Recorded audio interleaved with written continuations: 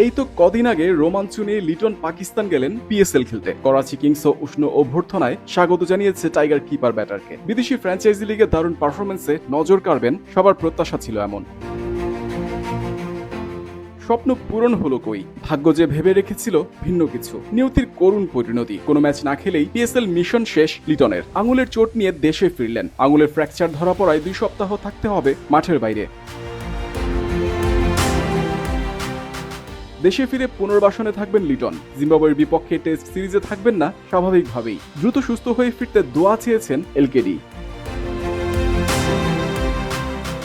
Facebook পোস্টে PSL খেলতে না পারার আক্ষেপ করেছেন লিটন। লিখেছেন, করাচি কিংসের হয়ে পিএসএল খেলতে সত্যিই মুখিয়েছিলেন, কিন্তু স্রষ্টার পরিকল্পনা ছিল ভিন্ন। অনুশীলন সেশনে আঙুলে চোট পান।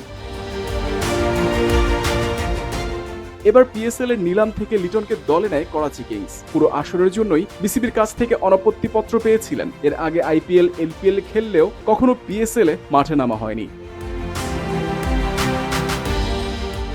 বাংলাদেশ থেকে এবারের পিএসএল এ দল পেয়েছিলেন লিটন সহ 3 জন। এরই মধ্যে লাহোর কালান্দার্সে যোগ দিয়েছেন রিশাদ। জিম্বাবুয়ের বিপক্ষে সিরিজের প্রথম টেস্ট খেলে পেশোয়ার জালমিতে খেলতে যাবেন ফাস্ট বোলার নাহিদ রানা। সফরকারী জিম্বাবুয়ের বিপক্ষে 2 টেস্ট সিরিজের প্রথমটি শুরু হবে 20 এপ্রিল। পিএসএল ছাড়া লিটন পাকিস্তানের মাটিতে পুনরায় প্রতিযোগিতাপূর্ণ ম্যাচ শুরু করতে পারেন। মে মাসে সাদা বলের সিরিজ খেলতে পাকিস্তানে যাওয়ার কথা বাংলাদেশ ক্রিকেট দলের। সেখানে 5 ম্যাচের টি-20 সিরিজ খেলবে টাইগাররা। দলের ডাক পেলে 2 সপ্তাহের পুনর্বাসন শেষে মে মাসের ওই সিরিজে জাতীয় দলের হয়ে পাকিস্তানে যেতে পারেন তিনি। এর আগে ফর্ম জটিলতায় ওয়ানডে ফরম্যাটের চ্যাম্পিয়ন্স ট্রফির দল থেকে বাদ দেওয়া হয়েছিল লিটনকে।